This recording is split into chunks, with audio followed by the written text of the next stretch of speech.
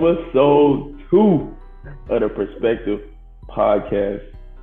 B Sims and Cale back at it again. We had a great response from the first episode, so we wanted to come out and be consistent and drop some more content for you all. So got some good topics we hitting on today. Hey man, what's up with it? We glad to have y'all back, and we ready to get this episode going. Had a good feedback, like you said, and let's get to it. Yeah, and be sure to follow us on Instagram. All links in the description. All links. Okay. Perfect. What we getting into tonight, Brian? Man, a lot has happened in like the past week just in the sports world. So I'm gonna let you get it started. Yeah, so a lot of y'all, even people that don't even watch football, NFL, college, a lot of y'all heard about the Buffalo Bills player, Damar Hamlin. He got hit in the chest on a football play, and they said he like passed out or was non-responsive for 9 minutes. Then they brought him back to life, I guess, on the field, transported him to the hospital, and as of today's the 10th, he is now out of the hospital in Cincinnati and back home in Buffalo. So he's had a long week, and he's made progress every day.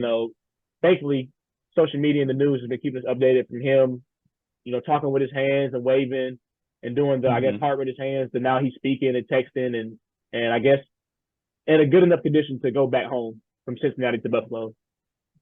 And I think another thing that this story is so amazing was that's a blessing. Just that he's healthy, his family and everything is getting better. That's just a blessing in itself. But just seeing that, for the most part, people saw what happened, and they weren't viewing Damar Hamlin as a football player. They were viewing Damar Hamlin as a human being that, and from what doctor was saying, something that is just rare. Like he had to get hit at the right time, at the right place in his chest, and just a freak accident. And people from, like you said, that didn't even watch sports praying for him. And so that's one thing that I know we discussed that was very, I think, uplifting. It's always good to have, because bad news, we see that every day.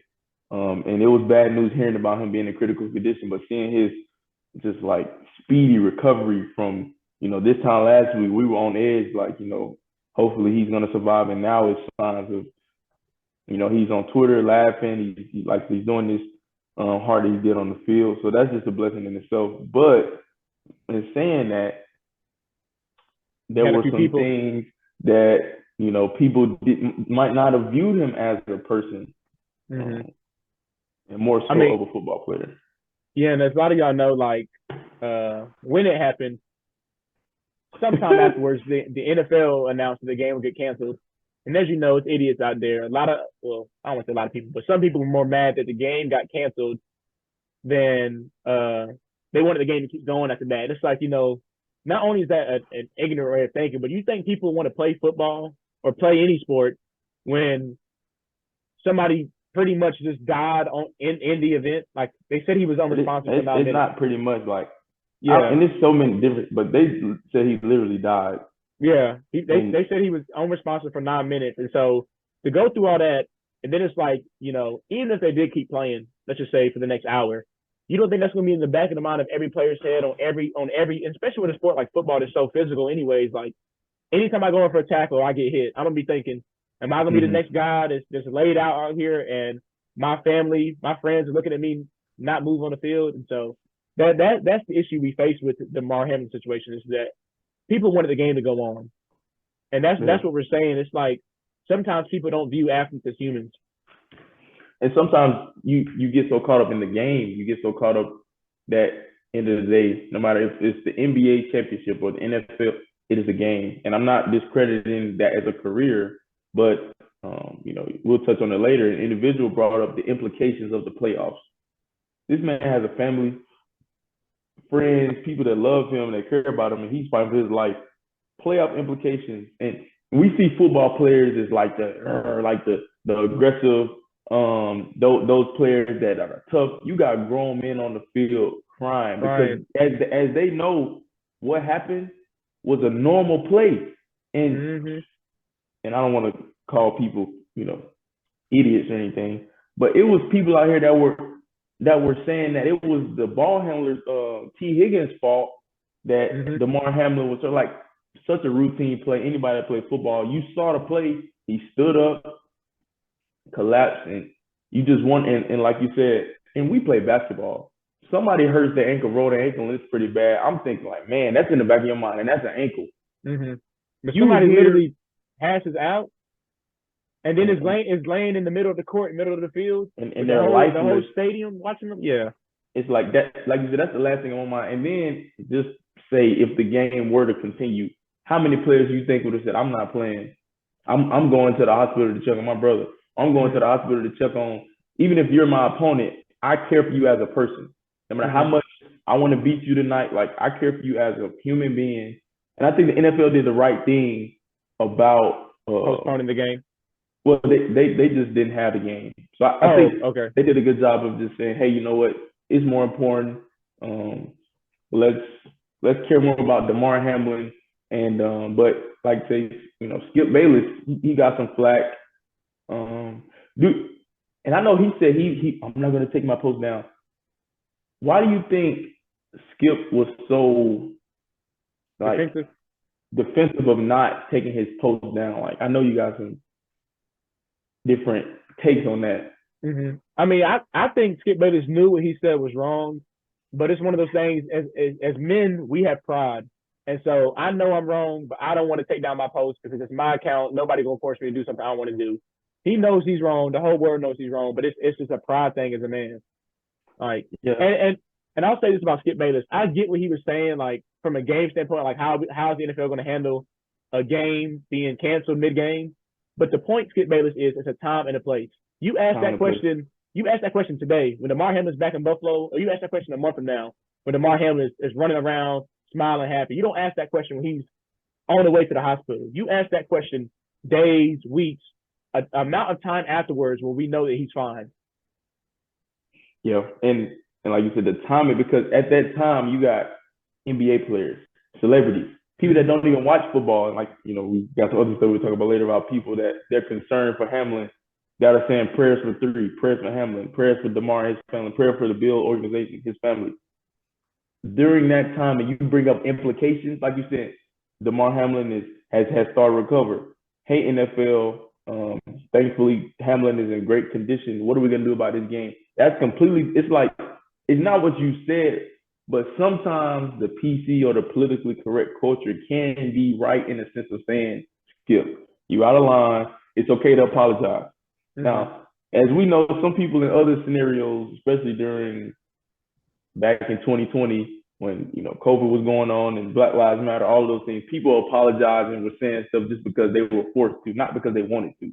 In this situation, in a sense, you were forced to take it down, and you should have felt like, man, I tweeted that at the wrong time.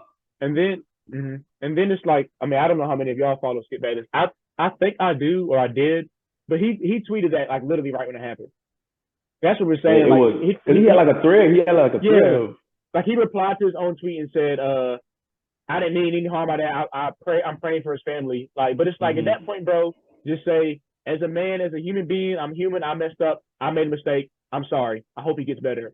Like, yeah, that's all we're saying. Just time and place. You got to know, even though what you're saying may be right, you could argue it's right. It's just time and place.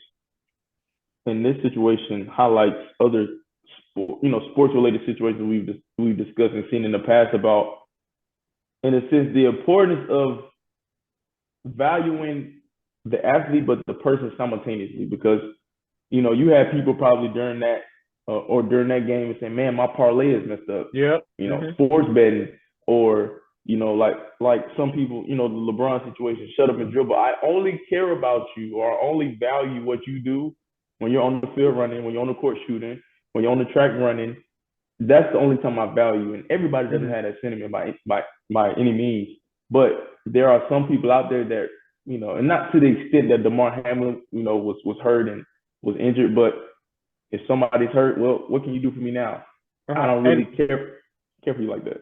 And the last point I want to make about it is that some fans, I don't even want to call them fans, but some spectators have a real sense of entitlement. The only people who should be entitled to any sport are the athletes and the staff, the coaches. The owners of the team, the GMs all that, they have the right to be entitled because they actually have a hand in what goes on. Even if you've been going to a Bills game every day for the past 20 years, you are not entitled to nothing on that team. Season ticket holder. That don't mean nothing. We send you a gift and some tickets, piece of paper. That don't mean nothing. Like some fans act like their feelings outweigh those of the players. Their thoughts. I'm courtside talking jump to play. I get kicked out. Well, it's not my fault I got kicked out. Like it's a real sense of entitlement for some spectators.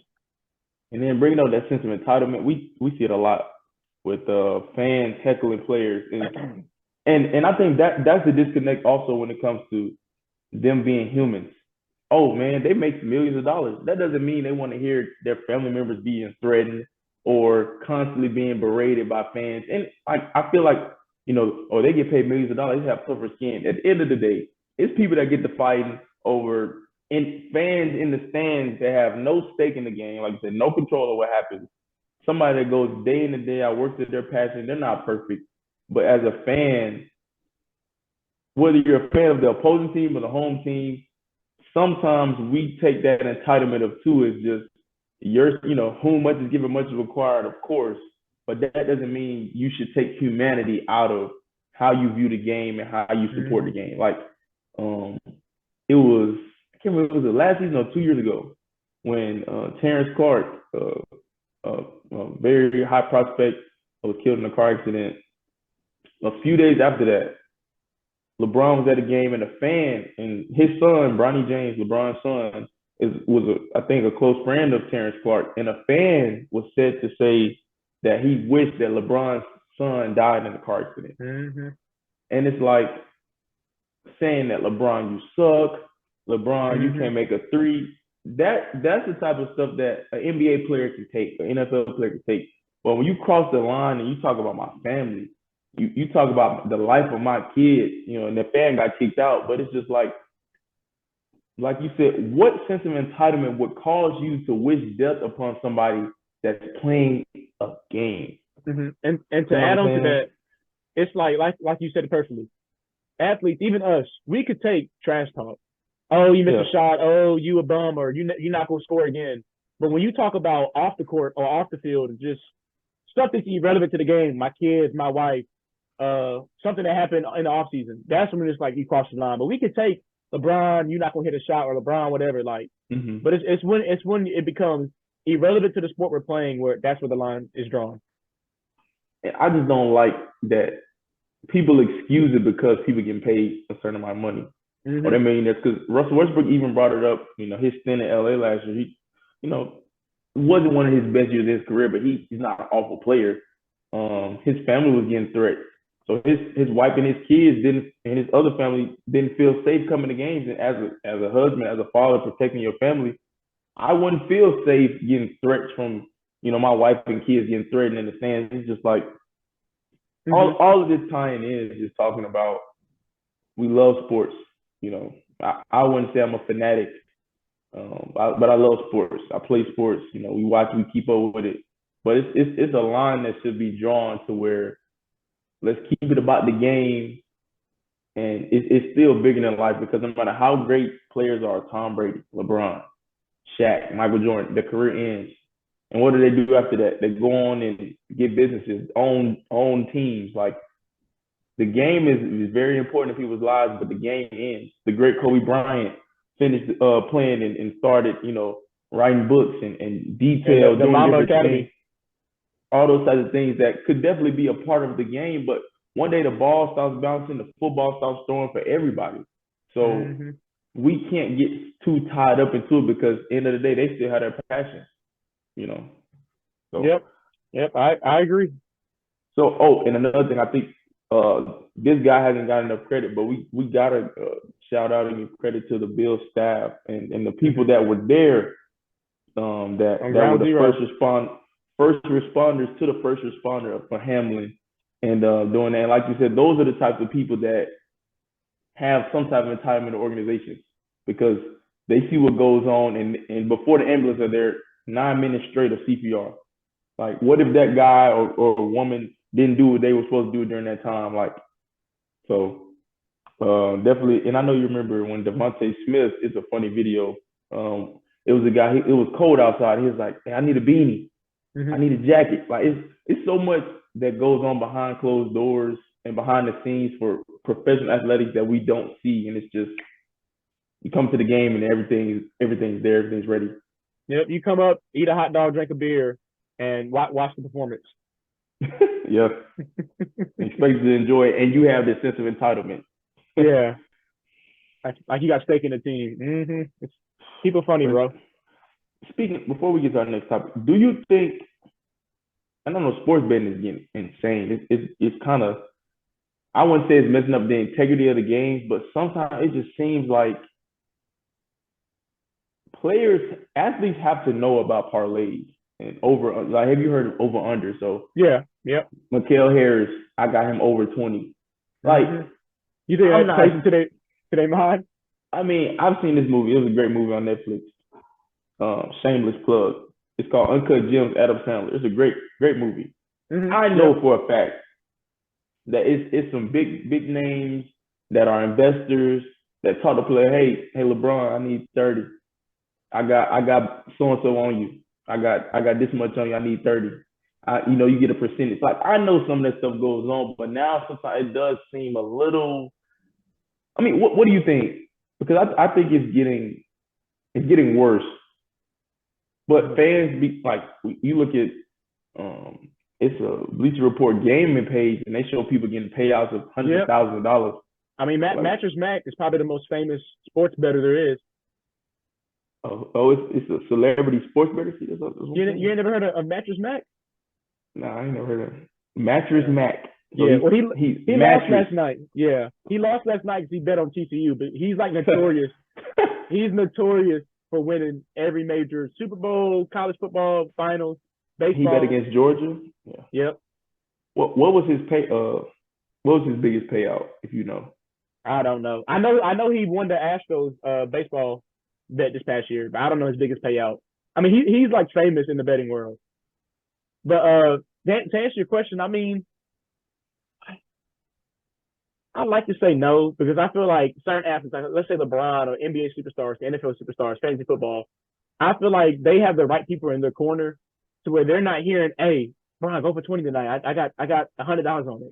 I would like to think they have the right people in the corners, like Rich Paul, famous agent, or just the family behind them, and saying, "Hey, we not letting none of that poison get to your ear. Go out there and play the game. Do what you can. Win or loss, we still love you." Like, But then you got to think about the pressure though, because even if you don't have a stake in it, no pun intended, it's a app or platform called Stake. Drake loves Stake. Um, you don't. I'm just okay. Just say if people have been betting and say I'm going over every game, and I know you have a quote about pressure and how that can relate to life in general, but there has to be some type of pressure. I'm just saying, like, it has to be something. You could literally be playing, shooting a free throw. Hey, Kel, I got you over 20. Let's go. I'm not saying it doesn't cross their mind, but I'm saying they either don't. I think they don't care. They don't care. And I've seen it sometimes. I've seen like people record players say like, "Hey, I need you to go one more point," and the player missed a free throw on purpose. So I honestly think, yeah, I've seen videos like that. I honestly think that because I mean it's 2022 or 23 at this point. Everybody in the world got social media, so they be seeing people betting on it. They be hearing about it. But it's like I'm gonna go out here trying to win my team a game. If I have 20 points, we win. Great. If I have 19 and we win, great. They're not trying to please. Yeah, they're not trying to please every bettor out there. Because think about it like this: for every person that has Cale going over 20, it's people that have me going under. So why try to please one group of people? Another group of people can be bad too. Like they don't care either way. Can't please it. I know you can't please everybody, but the integrity, because I know one football player, Calvin Ridley, got in trouble for kind of sports betting. So I just know the integrity could be questioned, especially not college players are getting paid with NIL, but somebody can literally get hundreds of thousands from betting on the game. And it's just and they make it so easy nowadays. All you need is an app, credit card, and you really don't need skill. It's just, hey, I think this person gonna have this. This will be the score. So especially depending on who you betting on. Yeah. I'm not saying it's bad. I'm just saying it's a unique. Another thing that's 2023 that is just becoming more prevalent because sports betting has been going on for a long time, but it's become more prevalent and more accessible to everybody.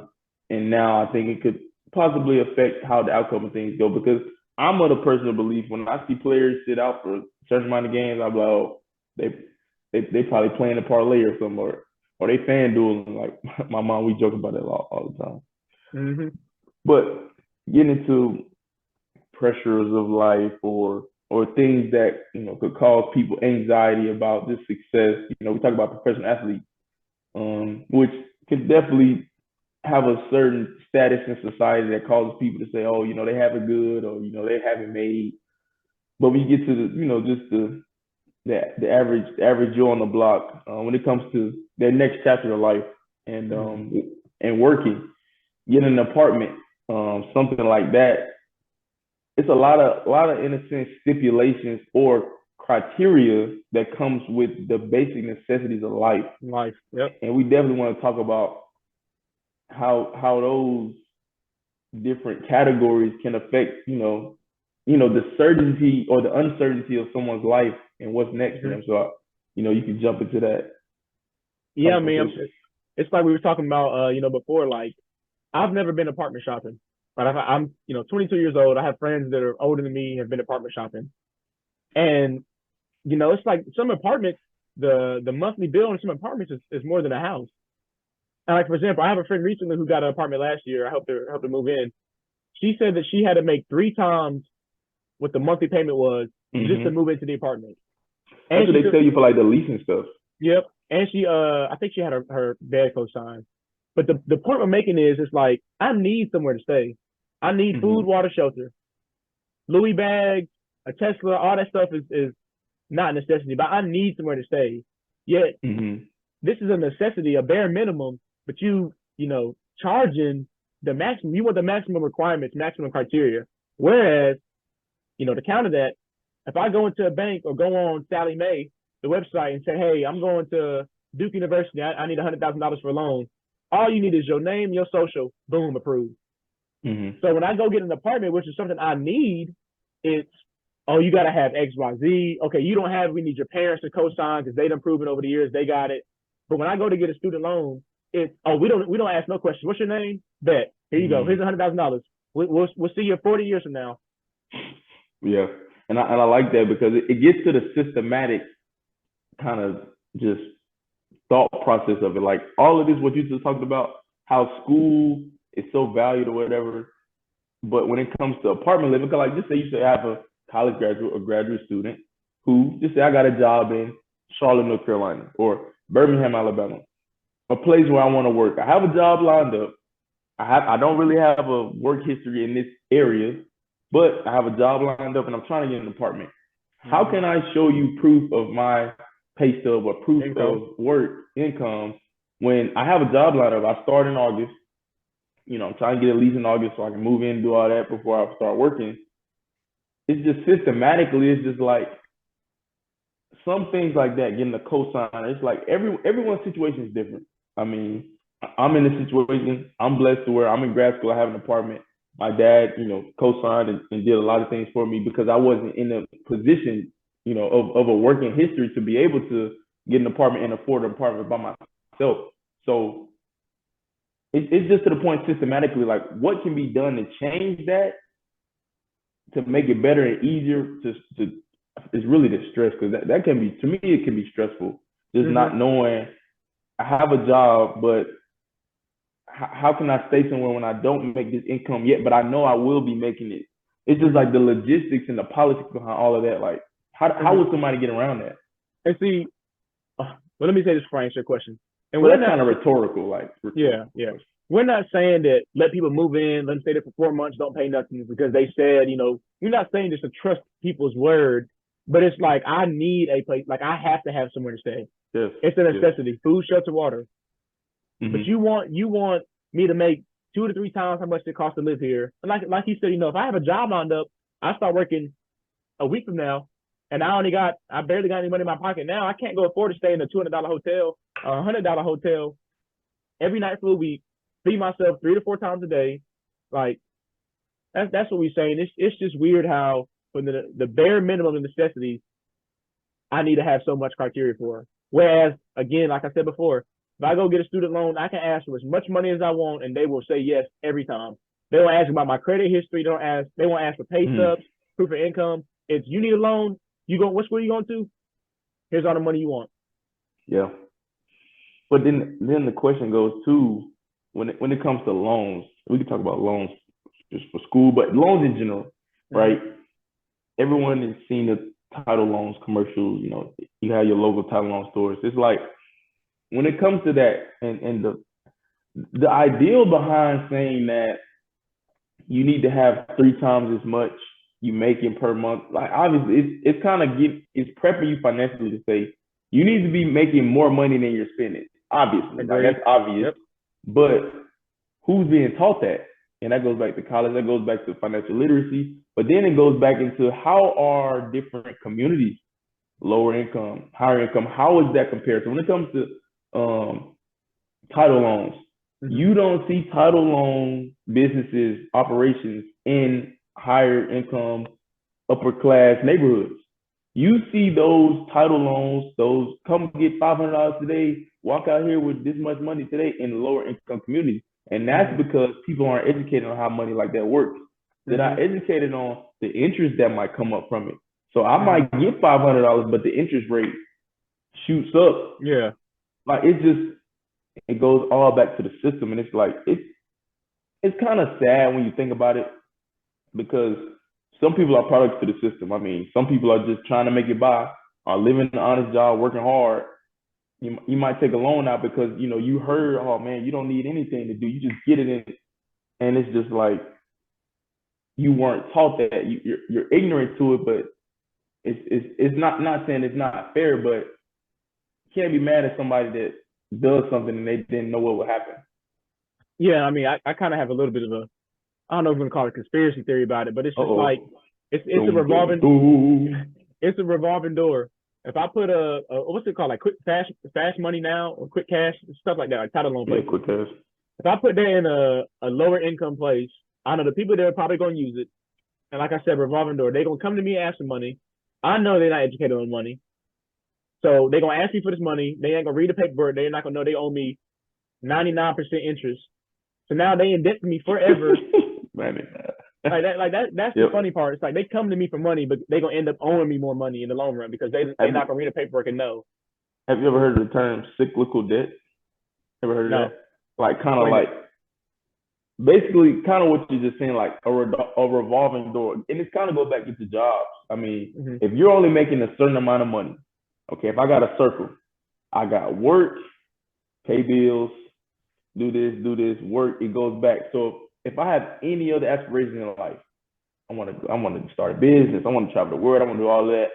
How can I get out of this circle when the only thing, like the cyclical debt is kind of, people can get trapped in it, as in your job is not paying you enough to get you out of your current state of paying bills, and certain financial decisions or investments that you made in the past are keep you in that circle too, because we can say college could possibly be a bad investment for some people, or getting a loan, a certain type of loan, because I know you know more about this than me, but talk about the difference between a business loan, because I watch Shark Tank a lot.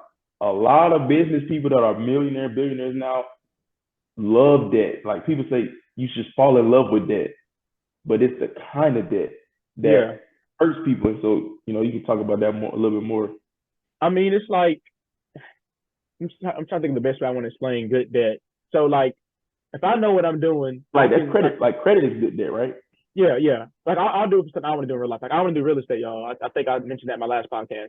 So I know if I go get an apartment complex for $500,000, I don't have $500,000 in cash. So I know I'm going to be in debt to the bank because they loan me the money to pay for this apartment complex. But I also know through the unit in here, they're going to pay back the loan up front, but also pay me back stuff extra. So it's like I can have good debt because I know that my asset is paying off the debt. My asset's paying off the liability, so to speak. Oh, I didn't mean because you still were going. I mean, that's all I had said. My asset is paying off the liability. Like I know that, hey, I owe this much money back to the bank, but I know for me taking out the loan to get this product or service, it's going to pay that back 10 times over. That's an example of good debt. Or even just like investing in yourself. If you have a well-off YouTube channel and you go get a fancy new camera, that camera that you record your videos on is going to make you the money back 10 times over. So you're going to pay back off that loan or the money you used to get the camera anyways. I mean, it's just really knowing how the money works, because you hear different people, they embrace credit. And you hear other people that they hate credit. And it's just like, why is that? Why is this such a divide? Why do people have certain different takes on credit? And like you said, if you use it right, knowing that I make 5,000 or whatever a month. If I have a credit card with a certain credit limit, and even with that, it's just someone who's been building credit over the last year or so, just seeing that building it is not as necessarily hard as people made it. Like you were telling me and teaching me some stuff about it, and it's just like we're taught sometimes, depending on who those people are in school or whatever, that you should rarely use your credit card. But then you see people that are with social media only use their credit card. Only use their credit card. People that say, when I have kids, I tell them, we don't use debit cards. We use straight credit cards. And it's just like the thought of borrowed money. Debt. My fault. No, I'm done. The people that say that know the system. This is my advice to anybody that wants to get started in credit. This is my advice to anybody young. Listen up. Wants to get started in credit. As early as you can, get a credit card. It can be Discover. It can be at your local bank. Get it, and the simplest rules is you get it, you use it, but you pay it back in full every month. It gets as simple as that. I hate when I see social media gurus say you pay it back 15 days early, reports. Get it and pay it back in full every month. You will never have an issue with credit, and your credit will only go up. And I would also say only use it for purchases you can afford. So like for me, I use it for gas. I get gas maybe one time every 3 weeks. So if that's $70 at the pump every 3 weeks, I know I can easily afford that. I'm not out here buying example of bad debt. I'm not out here going in debt buying Louis Vuitton, Gucci, sneakers, hoodies, jewelry, chains, all that. I'm in a sense going in debt buying stuff I know I can afford, like gas. So if you under 21, under 18, ask your parents to add you as an authorized user, let them use it, but just pay it back and forth every month. That's the best way to build credit, the easiest way to build credit. And it's like, it sounds simple, and I'm not saying it's so simple, but it sounds as simple as it really is. Don't spend as much money as you don't have. Spend what you can afford. And then spend what you can afford. And it's just like the enticing thing, and another thing that kind of traps people up, just like the title loans. Credit was, let's say, so for 5 months, Brian started off with his credit card, paid it off every month. Okay, his credit line was $2,000. Let's raise it up to $10,000. Now I'm a college student, or I'm a young adult, and I got access to $10,000. I ain't never seen money like this in my life. And you do have access to that money. But the credit card companies are like, whatever you use, we got to get what we get back. And it's just like, I'm not saying that the system is set to fail, but if you don't know how it works, I got a 0% APR for 12 months. I could just blow it. But then you got to talk about the utilization rate. They don't want you to just blow. What is it? Is it 30%? Yeah, I think it's. You're the expert. I'll let you say it. I'm pretty sure it's 30 is like the most you want to spend. Like 30. So utilization rate, that means how much of your credit limit you spend. So if you, for example, if you got $100 credit limit, no more than 30%. Don't spend no more than that. So don't spend no more than $30, because anything over that shows the credit company that he's spending too much money. Like the credit bureaus, they want people that spend a lower amount of their credit utilization rate, because they know that they can pay that back. If I'm spending $1, let's just say I'm spending $10 on a $1,000 credit limit, the credit bureau know I can pay that back every month. But if I'm constantly getting the 95 out of $100, 99 out of $100, I'm a higher risk, because why is he using so much of his credit limit? He can use it and he may pay it back, but it's just like that's not a good way to spend money. You don't want to spend it to your last dollar. Yeah. And it's just hearing about it and actually having credit and just knowing what you need in life. I mean, a house, a car, some of the things that you need credit for. You want to be able to, man, you're in the upper 700s, 800s with credit.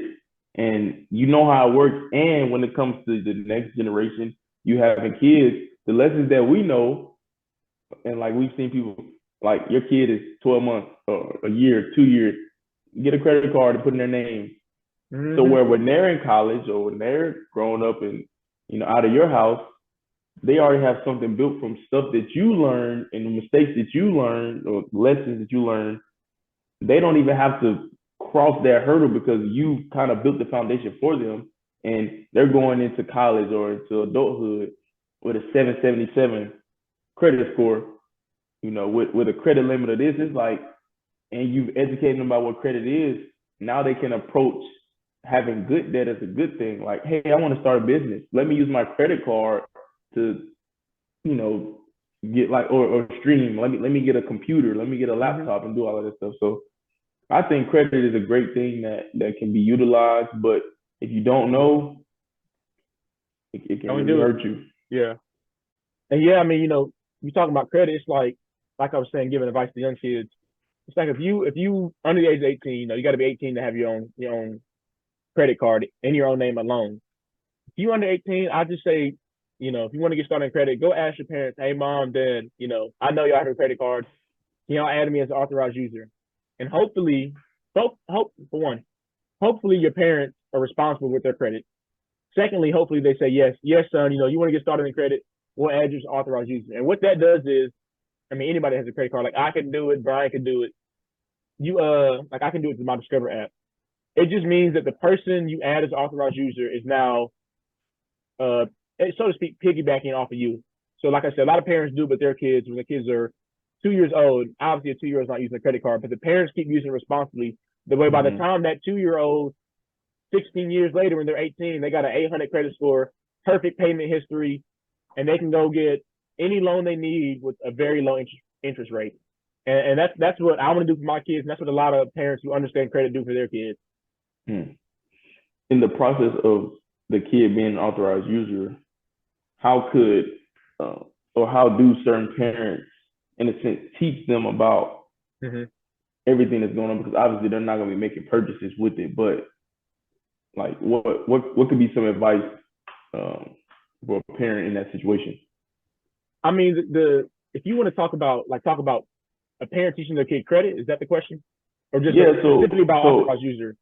So yeah, the kid comes and say, hey dad, hey mom, can I be authorized user with your credit card? Like in the process of that happening, in what ways will that parent go about teaching them, everything that's going on? To, like, in what ways? I would say, like I can say if I did with my son, I would say, son, okay, I'll add you as authorized user. Here's how I'm gonna build your credit. I'm gonna use, let's just say I got 5 cards. I'm gonna use one of these cards that is strictly for you only, but obviously I'm gonna keep using it because I'm the adult. I'm gonna make small purchases on it that I know I can pay back, and every month I'm gonna pay it back in full, no ifs, ands, or buts. And over the course of the next few years, son, you will never see this card, use this card, but because I'm using it responsibly, making small purchases that I pay back in full every month, that's the key. Pay back in full every month, no questions asked. Your credit score will only go up. And it's like I know, it's easier said than done. And I know, Brian and I are making it seem easy, but credit is one of those things I feel like a lot of people try to overcomplicate. And it's as simple as get a credit card, don't spend more than you can afford, and no matter what, pay it back in full every month. But that's the process really of growing. Like we talk about generational wealth. Like you hear that saying a lot, generational wealth, and it's like the key behind generational wealth is not just saying that I want to make a lot of money so my family can have a lot of money.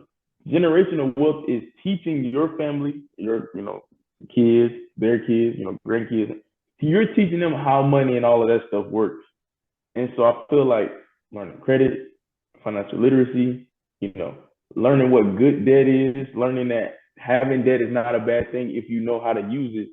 I feel like that term generational wealth can be transferred in a sense, I want to say easier, because gaining wealth and establishing wealth is something that takes hard work. It takes having a skill set.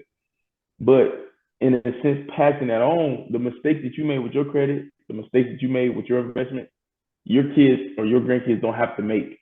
And so what we're saying is there are tools like authorized use for credit. Or just sitting down talking to your kids and letting them know how money works can be, hey son, I started I know another random tangent, a very interesting business model that I like and I would love to do one day is to like do vending machines. So I just say agree. if a person had a vending machine business for 5 to 10 years and they're a pro at it, what they've learned then is like, shoot, instead of my son or my daughter working for someone else, a business that I established, let me show them what it's like working for me, what it's like to run a business. So now they have a business mindset and they know all of the logistics behind making payments, renting out this property, buying the vending machine, what it takes, like kind of like you said, assets, liabilities, all those types of things. So now they basically skipped, and it's kind of, if you watch episode 1, and you'll know this reference, but in the book of chapter 1 through 20, they skipped chapters 5 through 10 because I gave them an accelerated lesson. Like I gave them a spark note. Oh my goodness, I'm heating up right now. You just gave them a spark notes of your life to where I don't feel like reading the whole book. Hey, you don't have to. Here's an accelerated version of what I did, where I messed up at. Let me give you the blueprint and the playbook to where you don't even have to go through those chapters. Here's the summary. You gave them 100 pages worth of information in 2 pages, and it's like, taking your kids, son or daughter, let's take the vending machine. You take them with you and say, hey son or hey daughter, come hang out with me for a day while I go restock all my vending machines. They learn more, like you said, about a business than they would.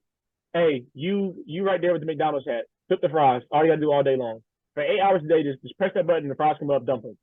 Well, I do feel like that gives perspective, but what I, working in certain places, but what I feel like it would be more meaningful if, and it's something that you establish. It's something I feel like your child or your niece, nephew will have more pride for because of the fact that, man, it's my uncle business.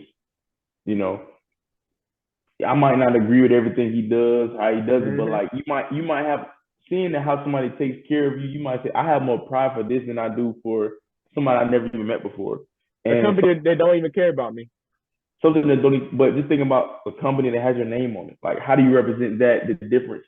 And I know I've seen some people say, which I personally, some people say they don't want to pay their kids because they don't want it to be like, but I just feel like with anything, time is money. And people can say whatever they want. You do a favor. When it comes to business, there's not many favors. Even if you really, really cool with somebody, that's your best friend. You know what it took to a product, a service, build a service. If it took time, that deserves some type of money. And I know another thing like storage units. I want to do that one day. Like storage units in a just say a highly populated college area, have a storage unit business. One day populate it, make it big, and get your son or daughter to one day just work in the office. And if somebody comes in, which just might be rare, somebody comes in, hey, they get a new storage unit. You got a business model that people are paying every month to say, hey, I want a 8x5 or whatever storage unit size. And that's there's just stuff like that. That's just recurring passive income, active income type of businesses that I think about, that I think that could be something that generationally, I could be a full-time lawyer, but something that I built years ago. Hey, I got my son running my business now. I got my daughter running this business now that I'm still profiting from it, but they're the pilot. So they can do whatever they want in the future due to those chapters that I taught them. Something I want to talk about in there, and you talked about people talk about how they don't want to pay their kids. For one, again, it depends how well you know. You've heard that though. Yeah. It depends how well you know the game. For one, you can pay your kids. I think it's up to $15K a year and get a tax break. So some people pay their kids up to $15K a year to get the tax break.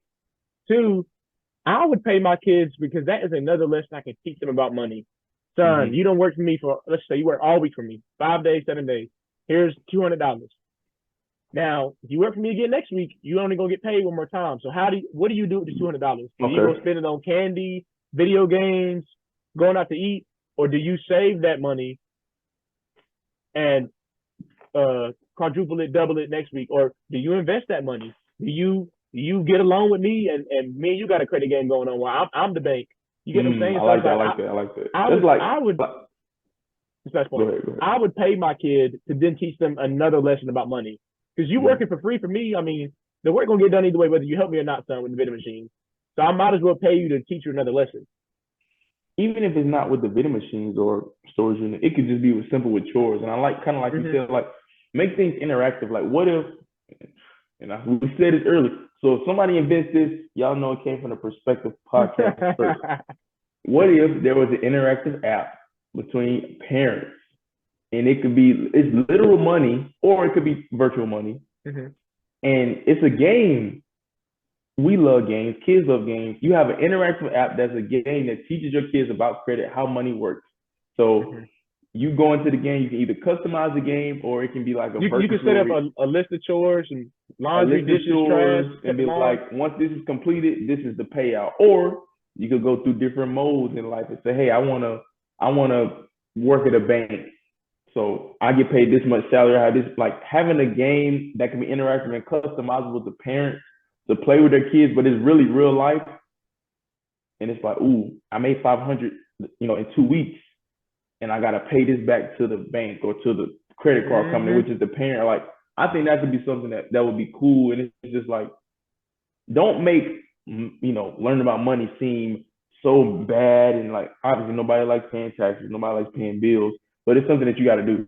So you might as well embrace it early as possible. And teach your kids as young as possible. Hey, son, you can afford to, let's just say you do the credit thing. You can afford to not pay me back or overspend because I'm going to cover you with me.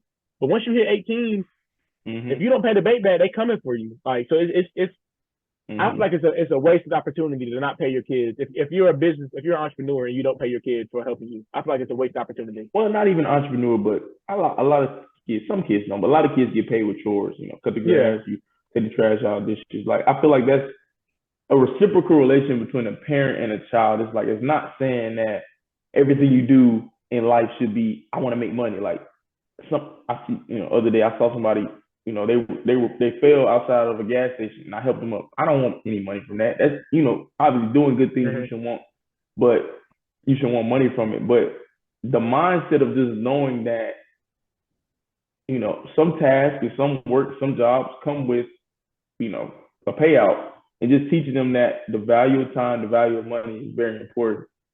So I think that could be less. But like I said, if they steal our idea, y'all know where it came from. If they steal the app, Pod, yeah. I feel it, man. I don't know. It's just definitely I wish, me myself, but I wish we learned as early as possible about simple things like money and credit.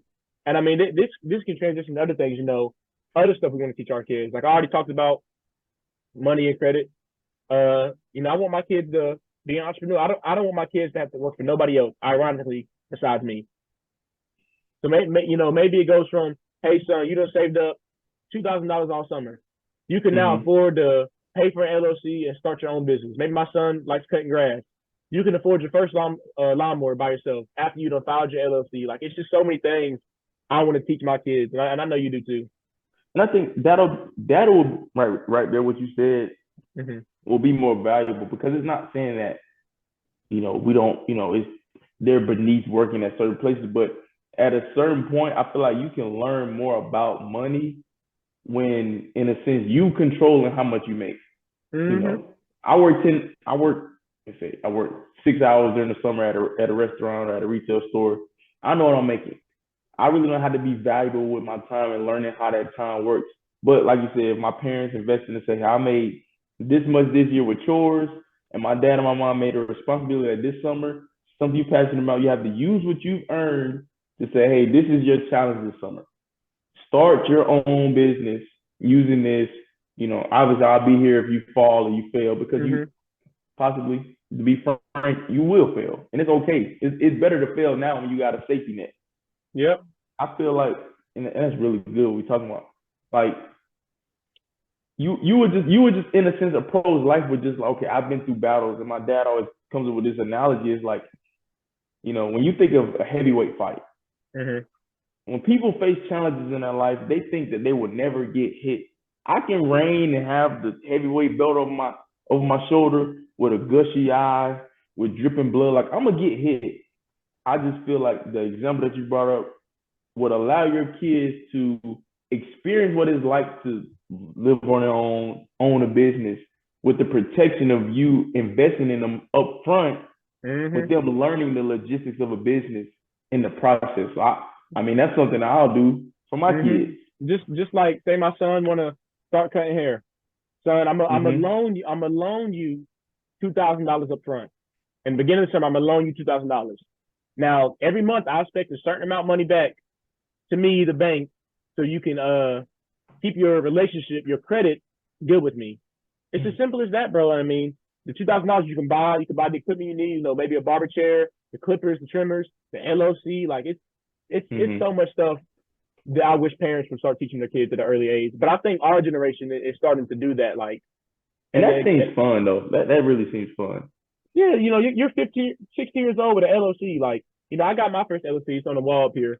Uh, I had my first LOC at 19, I think 19, Okay. 20. And it's like, but imagine if I was 15, 16, and my parents are teaching me about credit, businesses, and how to be on my own and be independent. I could have had 4 LLCs by now, 4 different Mm. businesses, 4 different sources of income coming in at 20 years old. Like, and Yeah. it's something, even with the LLC, it's something else. People make it seem so complicated. It's not. It's not. People But people love. I think we think it's complicated because sometimes people make it seem too easy, or they just Mm-hmm. say, if you have an idea, start LLC. First off, some people don't even know what those letters mean, but knowing what it is, I feel like it's important to just saying, oh, you got a business, you got an idea, get an LLC. I It's heard that like, a lot in whoa, whoa, 2020. whoa. Yeah, I heard that a lot in yeah, 2020. Any hobby you did, any side passion hustle, LLC. yeah. Get And an it's like, LLC. yeah, yeah, If you're not educated on this, like, yeah. And So, it's like it's not on the flip side of that. Not everything has to be a business. If my son like, I don't know, I don't want to say cutting hair, but likes doing something on the side, like saying playing video games, he don't have to hmm become Cale Jr. gaming and get his own streaming set up. Like yeah. like everything don't have to be business. That's not what we're saying, but But we're the saying only something you thing, have a legit interest and passion in. Why not, explore those options? but another thing too, you can just put it on that is like, it doesn't have to be a business, but it can authentically become a business in the time period we're in. So just think, your daughter loves to draw, and she's great Mm-hmm. at it. Hey, honey, I'll go get you an overhead camera and just start posting your art on your social media, Instagram. Mm-hmm. Like, business can be connected to hobby, as you know that. And it's like, Mm-hmm. it's not saying that everything we talk about is business minded when it comes to parent, child, but when it just comes to like something you love doing, you do it often, why not capture it and create it? And you're posting it, and now you have Crayola. Hey, we'll send you free products to promote. So now something that you've been doing for fun turns into a business. So it's kind of like, it's like it's like tic tac toe. You can win from this way or that way. It's like whether you're coming at it from a standpoint where you're intentionally starting a business, or you Mm-hmm. come from a standpoint that I just want to do a hobby. But Mm-hmm. we know how social media is. We know how content is and how things can blow up like that. It's okay to create, to post, to document what you do. And now you got brands, and then, hey, we want you to be an ambassador. Hey, we want you Mm-hmm. to so Mm-hmm. it's just so many possibilities. This is my last point about it, and I have a great short story to tell. Hmm. I know a lot of, I hope a lot of y'all. I wear Crocs. I don't know if a lot of y'all wear Crocs, I but love Crocs. the gibbets on the Crocs. So I have one right here. The gibbets on the Crocs, the little things right here. I learned this past summer at my job. Those were started by a mom and her. I don't know if it was a son or daughter. I think it was a son. A mom and her son. It was little crafts they used to make, and they got popular over time. Man, And they they rich. approached Croc, and now I think they go for $5 a pop, which is pretty expensive. But now every gibbet you see that started somewhere with their mom or her son who started doing, like Brian said, a For hobby. everyone. Yep, it's $5. It's $5 per gibbet. It's expensive. Kind of expensive right there. But like Brian said, that's a hobby that they didn't see themselves partnering with the shoe company in the beginning. But it's something we having fun with, a hobby we're doing. But hey, we making a lot of money. It's popular. Why not? Why not shoot for the stars, aim for the moon? That And that, it's that was my last point about it.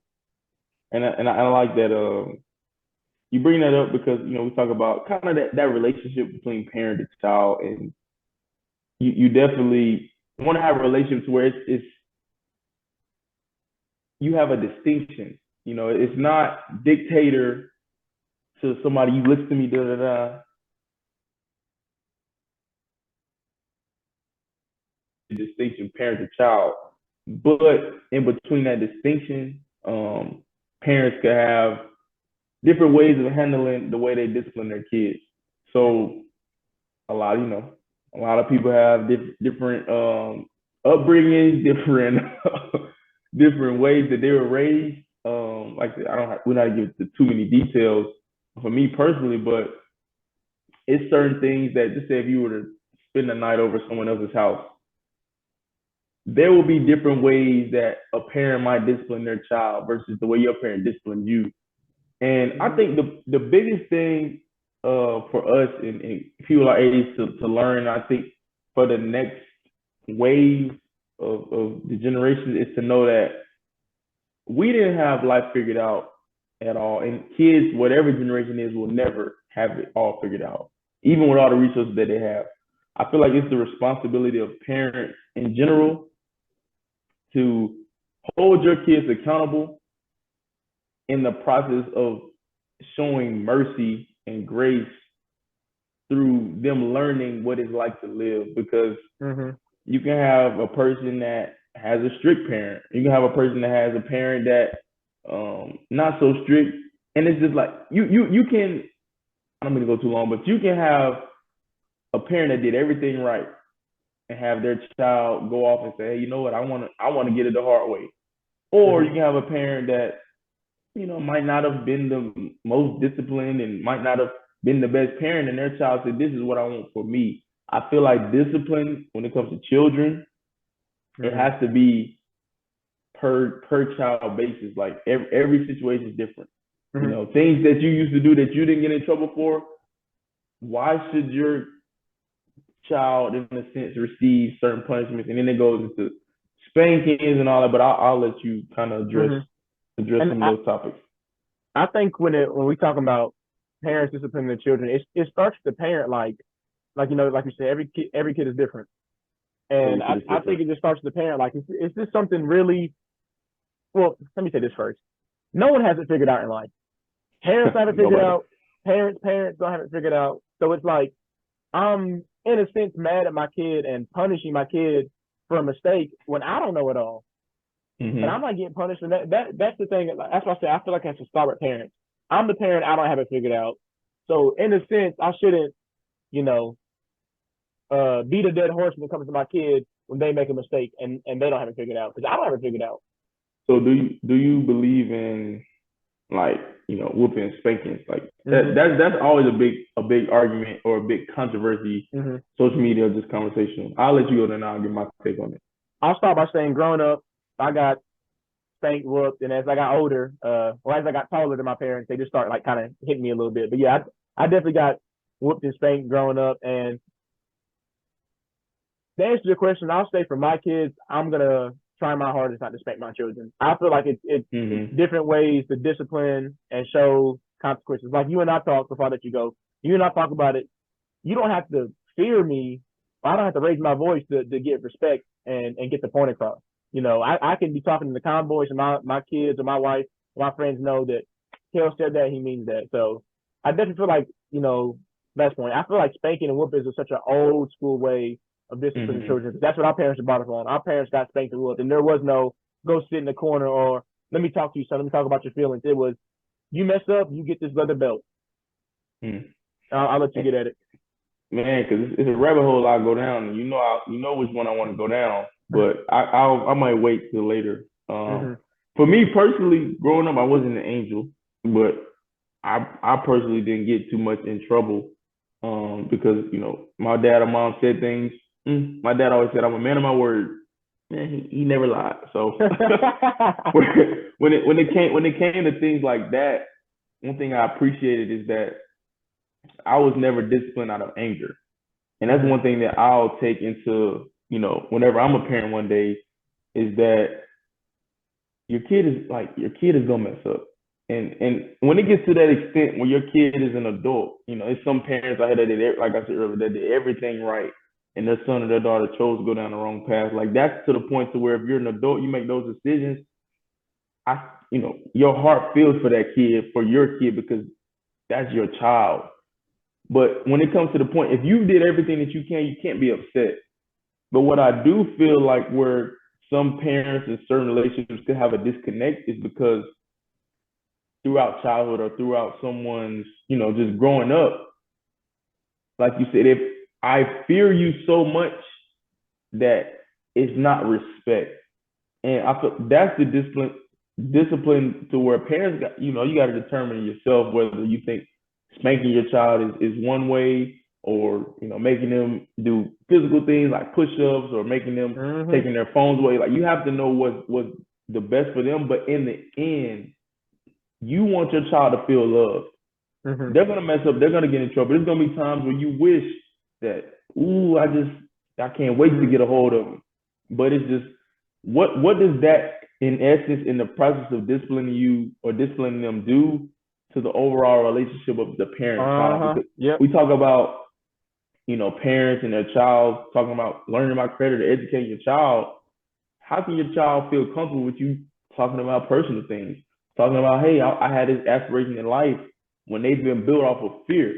And I'll let you respond, and I'll go down the rabbit hole of something. Yeah. The way I want to respond to that is, it's like, as a parent, you got to ask yourself, what do you value more when your kid messes up? Do you value them maybe learning the lesson by spanking them or something like that? Or do you value the relationship with them more? I know that, hey, if I spank them, they might understand the lesson, but you see this hand, the relationship is going to get worse and worse between us. Whereas, let's just say, for example, I talk to them calmly and I have a in-depth, deep conversation about them.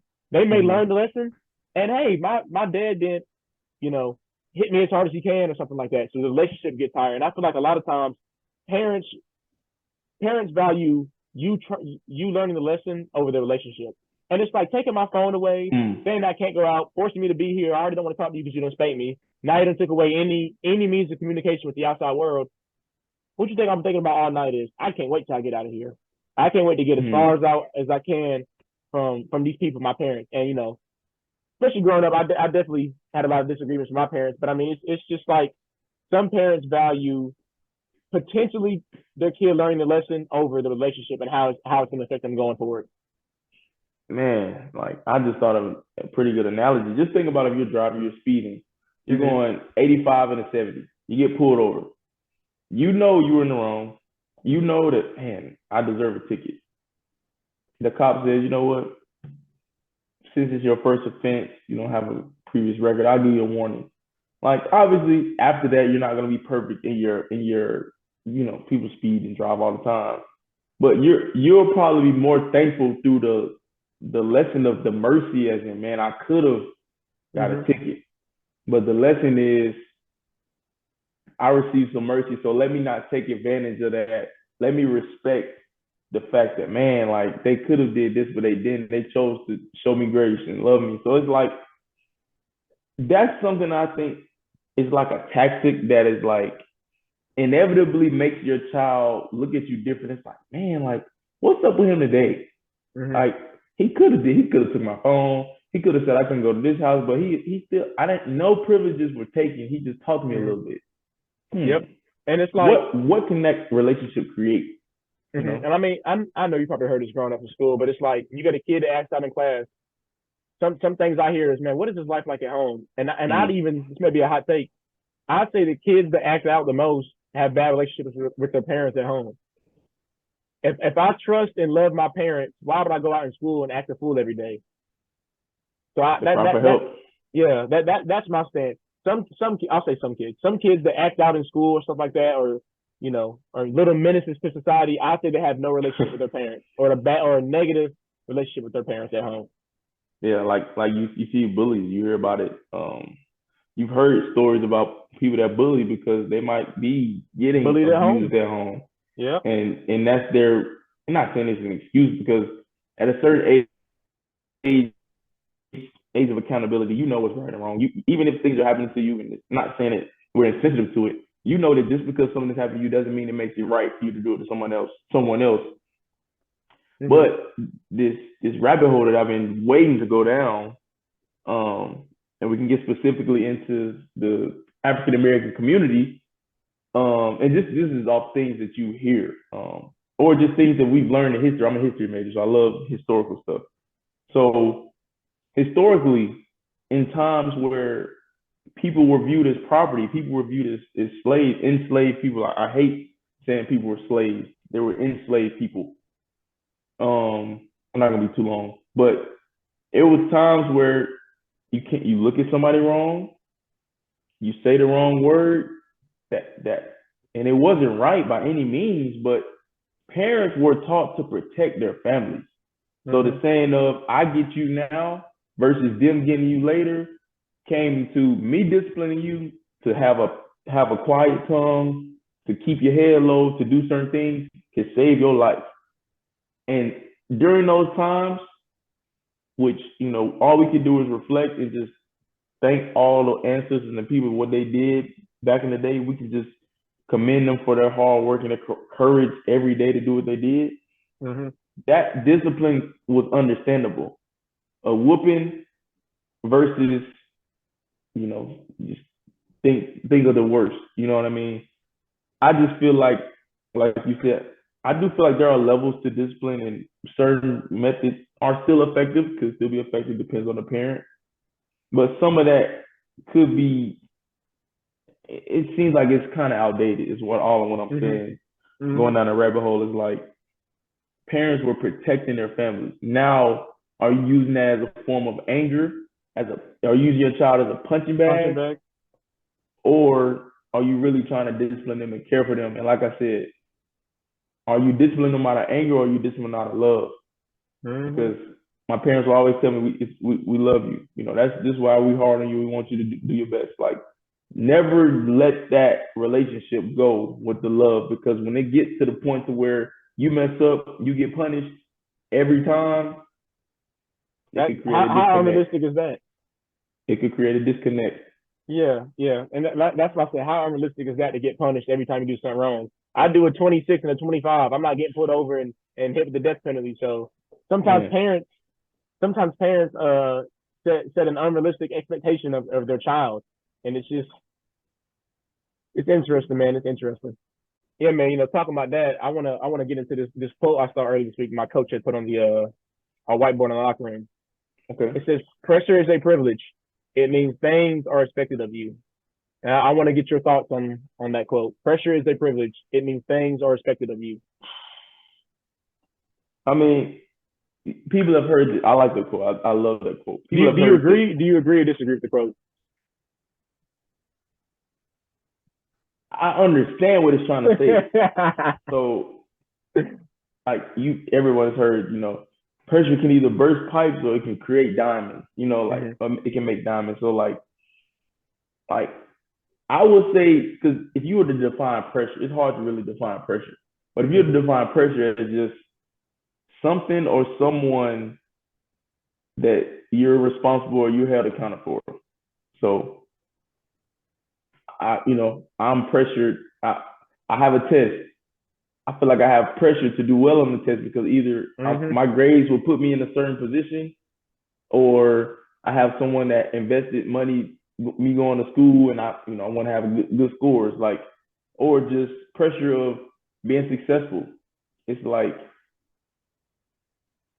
it is a privilege, because you can look at pressure as good. Like, some people are in positions where they don't have any pressure. Like, they're in a position where they might have made a mistake or made a bad decision in their life to do something that's caused them to be in a position of remorse, or in prison, or just in a mental state of, I don't care about anything.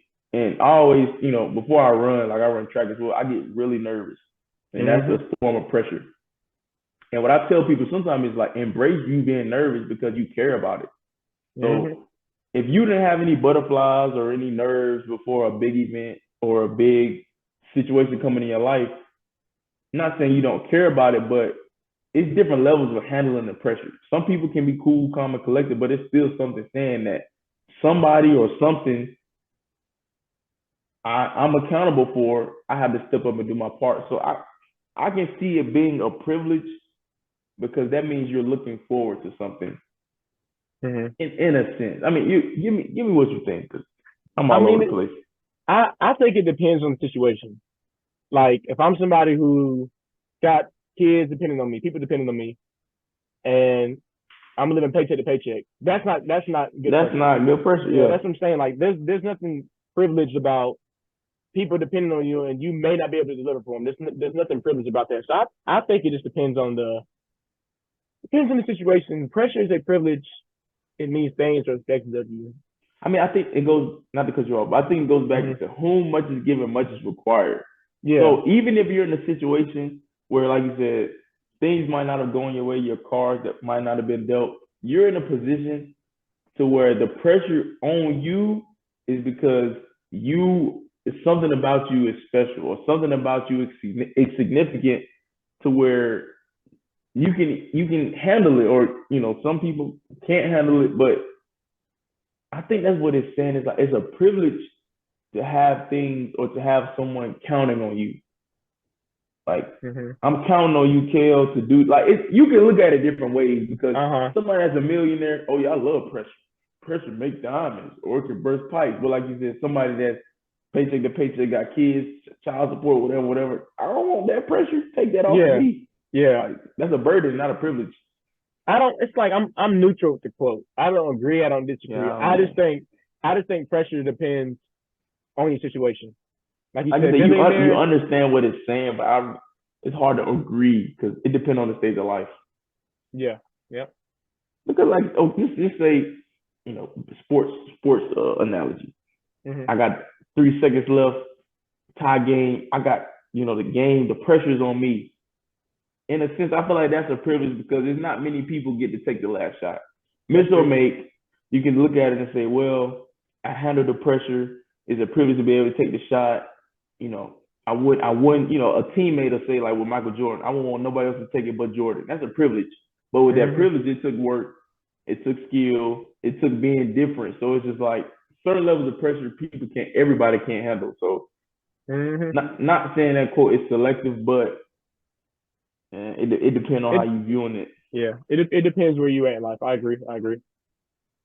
for sure. And so the next thing, we're gonna get into some would you rather. Mm-hmm. Okay, I got 5 freshman sports, man. Come on now.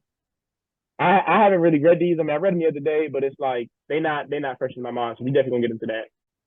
All right, man. Here we go. So yeah, starting off with the first one of the night. Would you Mm-hmm. rather speak to animals or speak every foreign language? Ooh, that's a good one. Speak to That's a any animal or every animal, I guess, that and is a good or one. speak every foreign language. Animals. Animals. I feel like I'm gonna be in a class of my own because there's some people, not everybody, but there's some people that know a lot of languages. Mm-hmm. I can talk to a whale, tell You can them, have a dog, have a hamster, a fish. man, like I know I could be safe. Like a lion attack me, yo, come on, bro. I got a Uh huh. family in the car, we Okay. good. It ain't say that the animals care about you. Like it But just say you can but speak what to them. what other human do they know can understand and talk to them? That would make me different. That would make me like the king of animals. Or So if I, maybe so if, maybe ever, they'll if I ever be had a problem, maybe they'll be scared and they'll kill you. they gonna be walking and I'm gonna be talking. They gonna be like, you what don't he you say? don't you the first human ever? I Hey, the cows eating the grass. huh? Mhm. Bro, I say the same thing. I say I'd rather speak to animals. Like I Yeah, talk to like, I already don't like talking to people and I only speak English. Why would I amplify that times 1,000? Like I'd rather just yeah, speak because to you would animals. have to choose a career that will allow you to like. I'm going on traveling the world, so I gotta speak every language. Like, Yeah, like I don't want to talk to people anyway. So it's like, yeah, that's not too bad. The next one I'll answer first. Would you rather never have homework again or be paid to do your homework? I'll say be paid to do my homework. I'll make that easy money doing, copy and oh paste. I've been man, doing it for years. I'll take it. never homework again. Never have Definitely homework getting again or get paid to do your homework. definitely getting paid because you still got to take tests. We're Mm-hmm. working, we're working for free. Give me the money. Give me the money. That's easy. That was easy And one. then it's like if this works for a class I like, it's easy because I want to do it. Or if I got art, But just it's think about it, easy. bro. It's Just easy. think about it. how many classes I procrastinate a lot, which I take I condone controlled procrastination. I've told people this. I condone that. If you manage it right, Don't listen to wait him. until the last minute with the right preparation, it's not bad. Because it's still you still have to in the process of procrastination plan and know yourself. But it's so many things that took me 2 seconds, or not 2 seconds, like 2 hours to do, that I waited 2 weeks to do. I'm getting paid for it. I'm doing it ahead of time.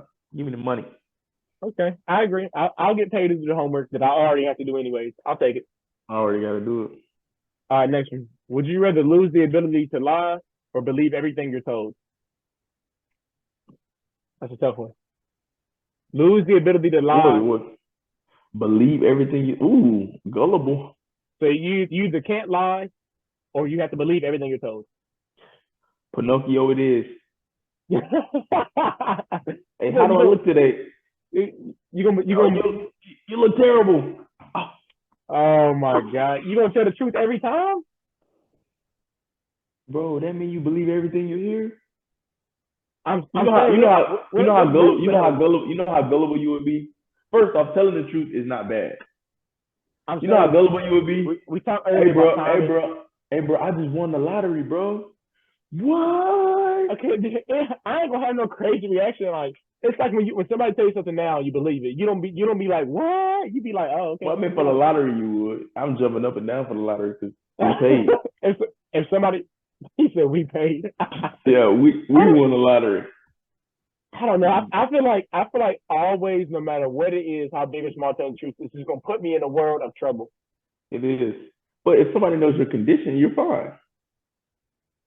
You should want somebody in your circle that's gonna tell you the real. I tell the truth now. Let me get this straight now, y'all. I tell the truth a lot now.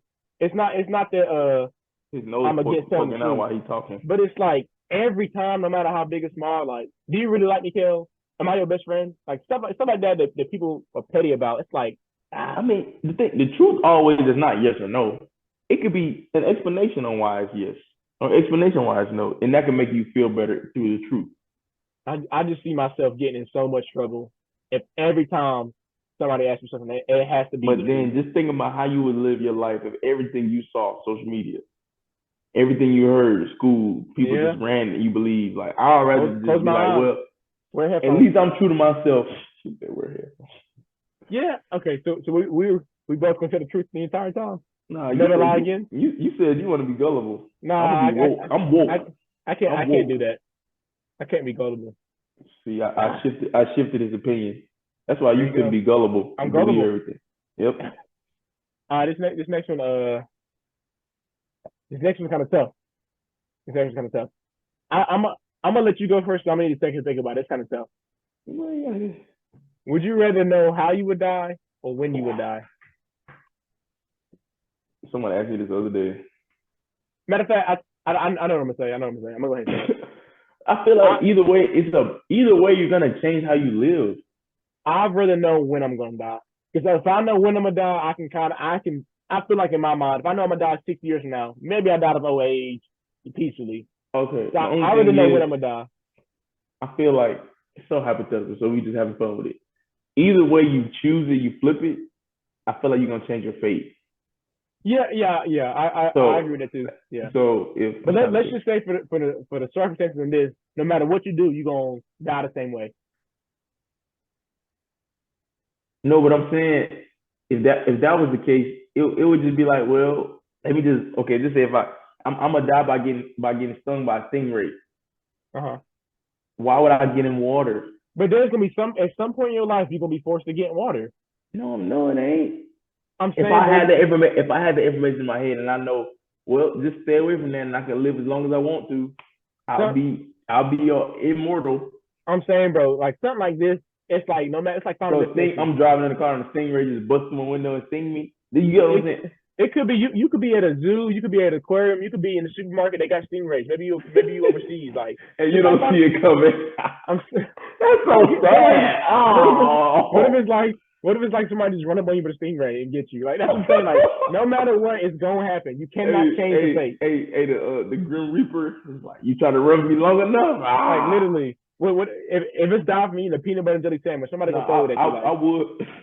I probably would say, but then even if you say win, I feel like, what if you live your life careless and you cut your fate short? Like, oh, I don't die till I'm 79. We lit. If you've ever seen the movie Final Destination, this question makes perfect sense. They try to kill themselves, then let it happen. It's just like that. You can't change your fate. If you're supposed to die in a month, you can go jump off a cliff tomorrow. Somehow you're gonna live. It's just like Final Destination. I'll say I really know when I'm gonna die. I can sleep at night knowing when. Knowing how, okay, well, you know. You're right, when. Yeah. Even if it's sooner or later, it's like, well. If it's sooner, it's like, I better start having fun now. If it's later, it's like, all right, well, at least I live a full life. But if it's how you would die, I'm gonna be like, what if it's like a gruesome death? I'm gonna be thinking my entire life, like, man, I don't know when it's coming, but I know it's coming. Like, I'd rather just say win, bro. If it's shorter, I'm gonna live my life to the fullest, start having fun sooner. If it's longer, let me go ahead and keep living a normal life. Yeah. All right, next question. That was kind of. I'm saying that it's a head scratcher. It's a head scratcher. All right, yeah. This is the last one. Would you rather get trapped inside of a video game or have that video game come to life in the real world? Depends on the game. Real world. You ever seen Jumanji? It's just like that. Yeah. I would say just make it come real life.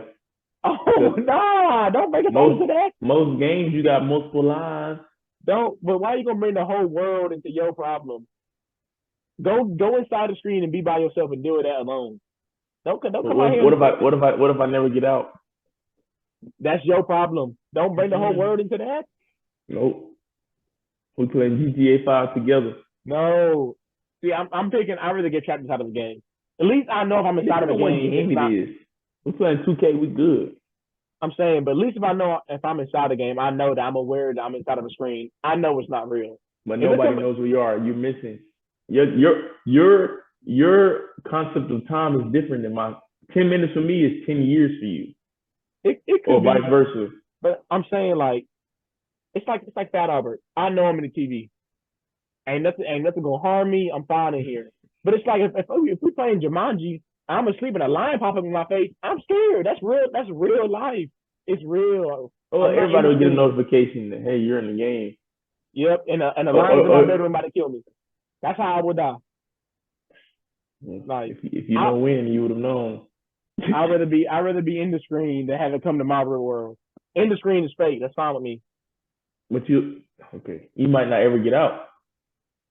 The question don't go that far. All right. I'm thinking of the moment. Yeah, I'm just playing the demo and I get to come back. I'm saying, like, I play the first level. Wow, it's like, okay, let me ask you this, follow to that. What's a game that you wouldn't mind getting trapped in? Like, what is it like? 2K. Candy Crush? Something like that. I said 2K. Oh, we talking about any game. Yeah. I say a nice game like Candy Crush, maybe Subway Surfer, something like that. Candy Crush. I'll do Candy Crush. Classic Clans. Shout out to Classic Clans. Very underrated game. I used to get laughed at that game because I really dominated, and I don't want to get trapped by barbarians, goblins, giants. I would be a barbarian king, so I could just keep refreshing. So when I die, I just do this. I want to get trapped in Connect 4, Tic-Tac-Toe. Trap me in that game. Something where I ain't got to worry about dying, getting shot. GTA is off the table. Fortnite, any game with a gun is off the table. Put me in Golf Simulator 2019. Let me get trapped in that. Some people live their life. There's two types of people in this world. People that are scared to live. And people that like live on the edge. Put me in a game where I like Midnight Club. I can just drive around. You probably don't know this. Put me in a game where I just drive around. That game. Yeah, put me in that. I ain't got to get out of the car. Nobody gonna shoot me, run into me. Put me in that game. I just drive around all day. I'll do that. Put me in the Suburban. I'll drive around all day. Crash. Well, man, episode 2, man. I feel like we hit on some great topics and some that sparked a lot of great conversations. So I hope you all enjoyed the video. Obviously, like, comment, subscribe. It's one podcast, two perspectives, and we're looking forward to continuously dropping videos. Hopefully every week. We say about every week or so. Yep. Make sure y'all check the description for our personal social media pages, and then also the Perspective Podcast Instagram. It's down there every video. So yeah, appreciate y'all for watching. All right, peace. See you.